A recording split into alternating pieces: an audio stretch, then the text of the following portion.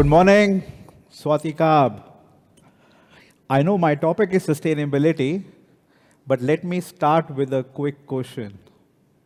US elections are done, Mr. Trump is in. How many of you were actually tracking the results live? How many? Oh, I'm sure there are more. Okay, why I ask this question? Last time he came to office, he withdrew from the Paris Agreement. So I was asking Kun Anothai, do we even have this session? Okay, but look, I know sustainability is a critical topic. I'm not going to preach you about sustainability. I think all of us understand the importance of sustainability. What I'm really going to touch upon today is how you link sustainability with profitability. And that is what I'm going to do. Again, most of you would have seen a chart something like this, which essentially represents how the planet has been doing.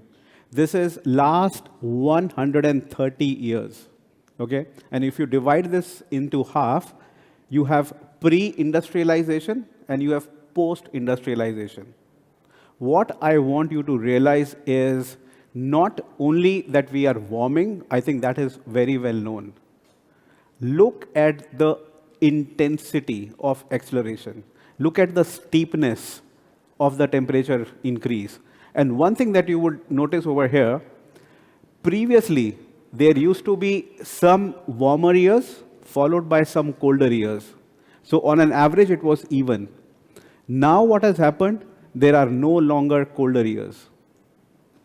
Okay, every year is warmer than the previous year, and hence you kind of have a curve like this. Now, obviously, why this is happening, all of us understand. This is greenhouse emissions that are increasing globally. I wanted to give you a synopsis of what's really happening in Thailand. Okay, and if you look at this chart, even though Thailand constitutes about 1% of the global emissions, which are very significant, but look at the sectors that are contributing to these emissions. And, again, these are very natural sectors: coal, oil, gas, cement as well.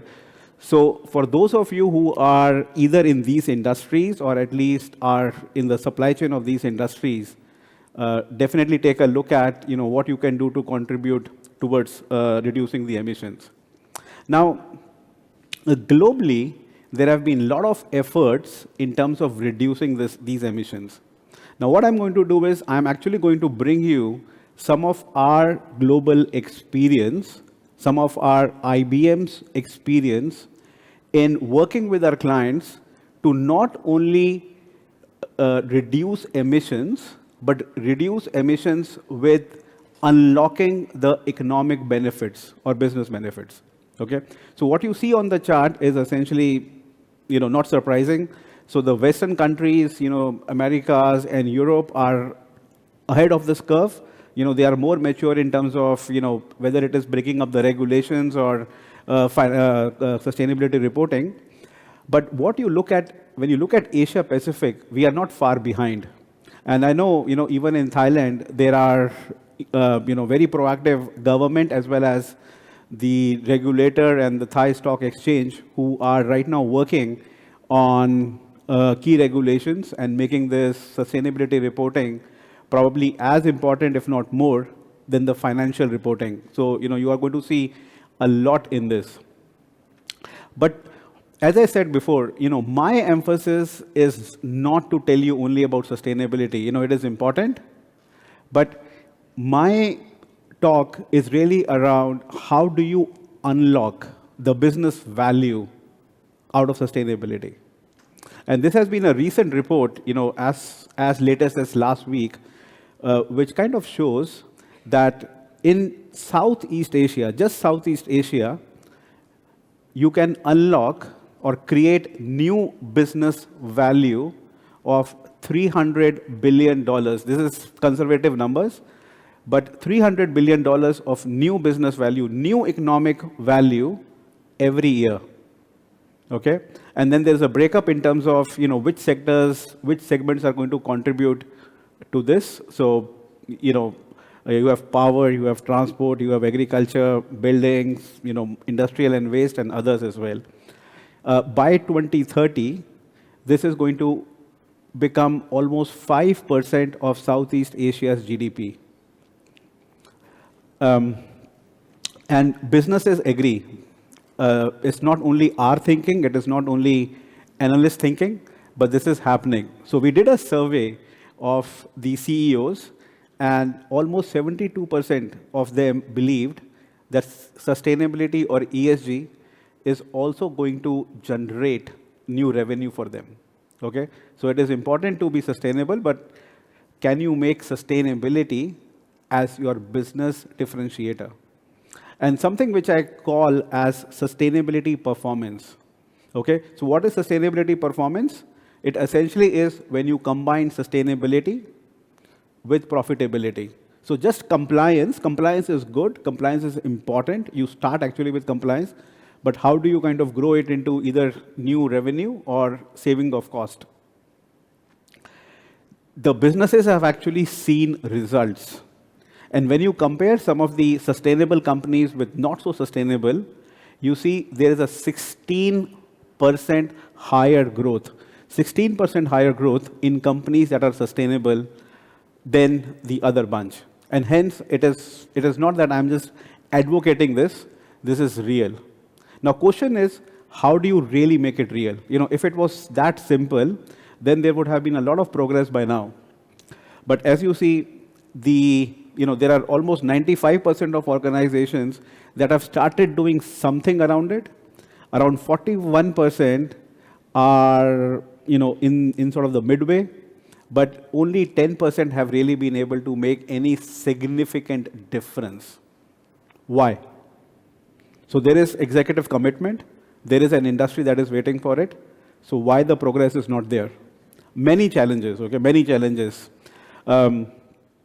Data being one, because sustainability is complex. Look, it is not easy. While you need sort of data and insights, but you also need people to be thinking sustainability and economics together. Okay, this really means sort of reorganizing your organizations by embedding and engineering sustainability in each of your divisions. So it is not just important to have a sustainability division to do your reporting, but it's important to think of how your business is actually going to move ahead and going to create sort of critical differentiation from a sustainability perspective. So again, in our survey, almost 41% said there is inadequate data. There were regulatory barriers. There were different standards that were out there as well. Now, this is where IBM comes in. So, IBM with its breadth of, consulting, technology, infrastructure, systems, quantum, research, it brings it all together. And along with our, partners and ecosystem, we actually make it real for our clients. So how do we do it? We have a three-pronged strategy on sustainability. For organizations that are very, very early, we come in and do the strategy part, sort of road mapping, vision, etc. Then we do the baselining, that's the second part. Essentially, just knowing where you are today. And then there are three vertical pillars in terms of decarbonization. Whether it is your assets and infrastructure, making them more intelligent, whether it is your IT, and tech can be important, making them green and responsible, or it is supply chain, making it more circular. Okay.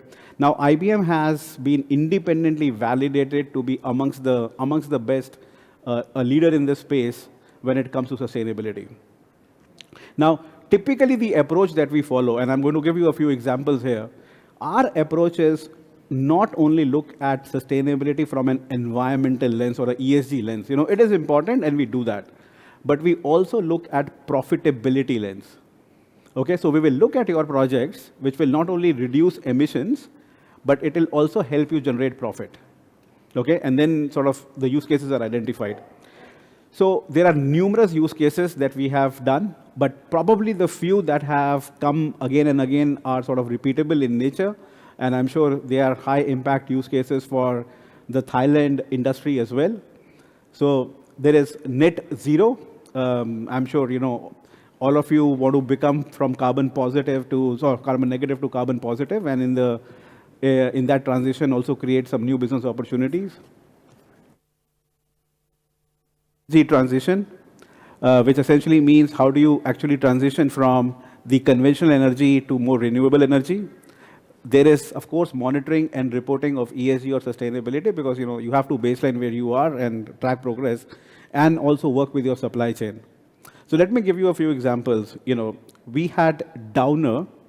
It's a 10 billion organization, one of the largest integrated transportation company, train company in Australia. We worked with them on not only decarbonizing their emissions, because, of course, transport provides one of the largest emissions, but it also helped them increase the asset efficiency by 20%, and also improve the service reliability in terms of train performance, by almost 51%. So great example of, how while you do sustainability, but you also act as a business differentiator. Steel making company. This was an example out of India, one of the largest steel makers. We worked with them combining AI, sustainability, automation, and services, and we were able to reduce the coke use. So in terms of the furnace, they use coke. So we were able to reduce the coke by 3%. And it also helped in a 15% improvement in yield. This can actually be replicated across sectors, whether you are dealing with cement, you are dealing with any heavy mineral manufacturing industry as well. And last but not the least, there are many examples, but even in terms of sustainability reporting, it is very, very complex, depending on global regulations and local regulations. The data is everywhere. And you can have almost 1,100 kind of different data points. Our AI solution has been able to bring down the effort by 70%, okay, by doing this reporting more efficiently. That's me. And again, feel free to reach out. Here's my contacts as well as my profile. So in case any of you want to reach out for any particular topic, comments, questions, more than welcome.